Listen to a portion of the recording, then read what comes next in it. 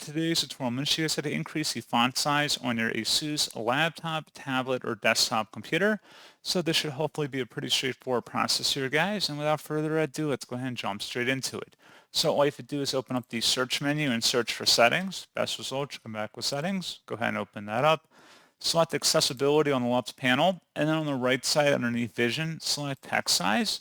And then you can drag the text size scroll bar to the right to make it appear larger. Select apply to confirm your settings, and that's all you have to do.